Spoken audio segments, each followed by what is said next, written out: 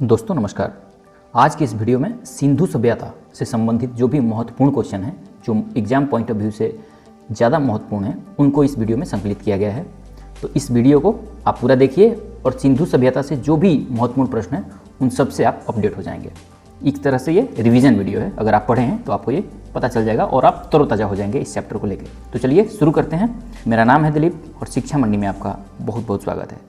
पहला क्वेश्चन, सिंधु घाटी सभ्यता की अवधि क्या मानी जाती है? तो 2400 ईसा पूर्व से 1700 ईसा पूर्व में इसकी अवधि मानी जाती है। यानी ये माना जाता है कि ये सिंधु घाटी सभ्यता जो है वो 2400 ईसा पूर्व से 1700 ईसा पूर्व के बीच में अस्तित्व में रही थी।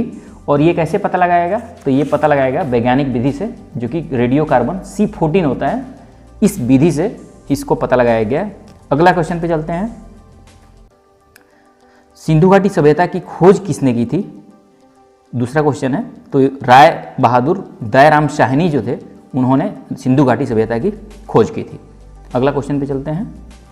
सिंधु घाटी सभ्यता के मुख्य निवासी कौन थे? तो मुख्य निवासी सिंधु घाटी सभ्यता के द्रविड़ और भूमध्य सागरीय जो थे, उनको सिंधु घाटी सभ्यता के मुख्य निवासी माना जाता है। सिंधु सभ्यता कैसी सभ्यता थी? तो ये नगरीय सभ्यता थी। इसका मतलब कि यहाँ के जो बसे हुए लोग थे, जो इसकी डिजाइन थी, ये एक नगर की तरह था। तो ये नगरीय सभ्यता थी सिंधु घाटी सभ्यता। सिंधु सभ्यता के कितने स्थलों को बड़े नगर की संज्ञा दी गई है? तो सिंधु घाटी के 6 ऐसे नगर थे जिनको बड़े नगर की संज्ञा दी गई है। ये कौन कौन से थे, ये हम आगे क्वेश्चन में देखेंगे। आगे क्वेश्चन पे चलते हैं। स्वतंत्रता प्राप्ति के बाद हड़प्पा संस्कृति के सर्वाधिक स्थल कहाँ खोजे गए हैं? यानी 1947 के बाद हमारे देश में हड़प्पा सभ्यता को ही सिंधु घाटी सभ्यता के नाम से भी जाना जाता है। तो इसके सबसे ज़्यादा स्थल स्वतंत्रता प्राप्ति के बाद गुजरात में खोजे गए हैं। अगला क्वेश्चन है कि सिंधु घाटी सभ्यता की मुख्य फसल क्या थी? तो सिंधु घाटी सभ्यता की मुख्य फसल जो थी वो गेहूं और जौ थी। ये आप ध्यान रखिए। सिंधु घाटी सभ्यता किस युग की सभ्यता मानी जाती है? तो यह कांस्य युगीन सभ्यता मानी जाती है। यानी वहाँ तांबा की प्रयोग जो है वो काफ़ी ज़्यादा होता था। ये ऐसा उनकी खुदाई करने पे, उत्खनन करने पे ऐसा पता चला है। तो कांस्य युगीन सभ्यता थी, बहुत महत्वपूर्ण है। इसको आप नोट डाउन कर लीजिए कॉपी में। अगला क्वेश्चन है, सिंधु सभ्यता की प्रमुख नगर कौन कौन से हैं? तो मोहनजोदारो, हड़प्पा, राखीगढ़ी, कालीबंगन और धौलावीरा। ये स्थल कहाँ से थे और कहाँ कहाँ स्थित हैं, ये आगे वीडियो में आपको पता चल जाएगा। आप देखते रहिए। और इस तरह के दोस्तों वीडियो आपको रेगुलर बेसिस पे इस चैनल पे मिलते रहेंगे। तो अगर इस वीडियो आपको पसंद है तो इस वीडियो को लाइक कीजिए और चैनल को सब्सक्राइब कर लीजिए।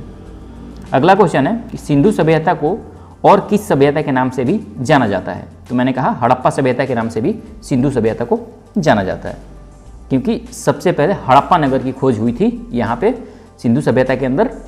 और सिंधु सभ्यता क्यों कहा जाता है कि ये नदियों के, सिंधु नदी के किनारे ये सभ्यता विकसित हुई थी, इसलिए इसे सिंधु सभ्यता के नाम दिया गया है। और हड़प्पा सभ्यता, क्योंकि हड़प्पा सबसे पहला जगह है इस सभ्यता का जिसकी खोज दयाराम साहनी ने की थी, इसलिए इसे हड़प्पा सभ्यता के नाम से भी जाना जाता है। तो ये फैक्ट भी आपका क्लियर हो गया।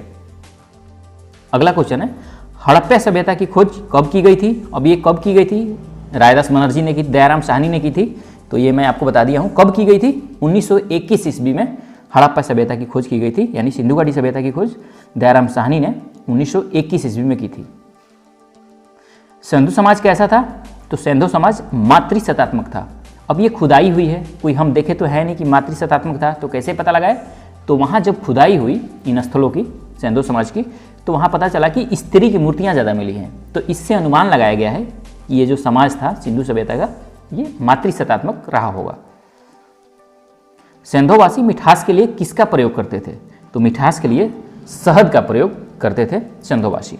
अगला क्वेश्चन है कि सिंधु सभ्यता के प्रमुख बंदरगाह कौन से थे? सिंधु सभ्यता के प्रमुख बंदरगाह थे लोथल और सुतकोदा। अब ये कहाँ कहाँ स्थित हैं, ये आपको आगे वीडियो में पता चल जाएगा। सिंधु सभ्यता की लिपि कौन सी थी? तो भाव चित्रात्मक थी। यह लिपि दाईं से बाईं ओर लिखी जाती थी। अगला क्वेश्चन है, सिंधु सभ्यता की सबसे बड़ी इमारत कौन सी है? सिंधु सभ्यता में सबसे बड़ी इमारत कौन सी थी? तो मोहनजोदारो का स्नानागार।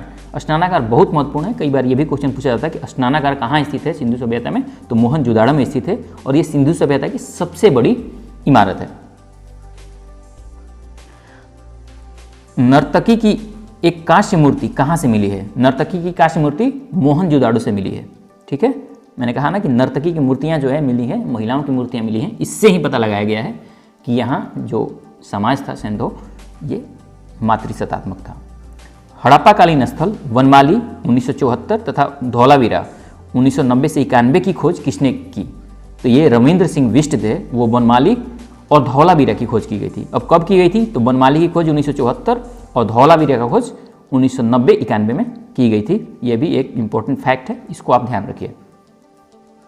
सिंधु सभ्यता में तांबा का आयात कहाँ से किया जाता था? तो तांबा, क्योंकि जो था सिंधु समाज वो कांस्य युगीन था, तांबा की सबसे ज़्यादा ज़रूरत होती थी, तो वहाँ तो तांबा की ज़रूरत उनकी पूरा होता था खेतड़ी, बलूचिस्तान और ओमान से।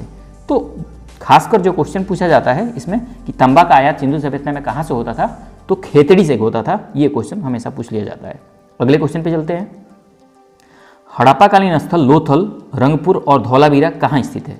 तो ध्यान रखिए, लोथल बंदरगाह है, तो ये गुजरात में स्थित है, रंगपुर भी गुजरात में स्थित है और धौलावीरा भी गुजरात में स्थित है।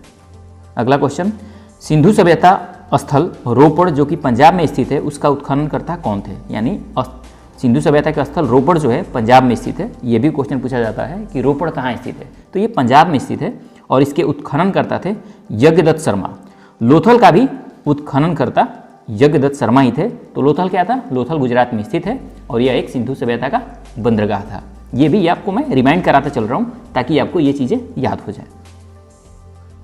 किसने हड़प्पा एवं मोहनजोदाड़ो को एक विस्तृत साम्राज्य की जुड़वा राजधानी कहा है? हड़प्पा सभ्यता और मोहनजोदाड़ो को एक विस्तृत समाज की जुड़वा राजधानी किसने कहा है? तो ये पिगड़ थे नाम के एक व्यक्ति थे, उन्होंने हड़प्पा और मोहनजोदाड़ो ये दोनों नगर हैं जो, इनको साम्राज्य की जुड़वा राजधानी कहा है पिगड़ ने। दोस्तों ये था आज का क्वेश्चन। मुझे उम्मीद है कि ये आपको पसंद आया होगा। जैसा भी लगा हो आप कमेंट्स में लिख के बताइएगा।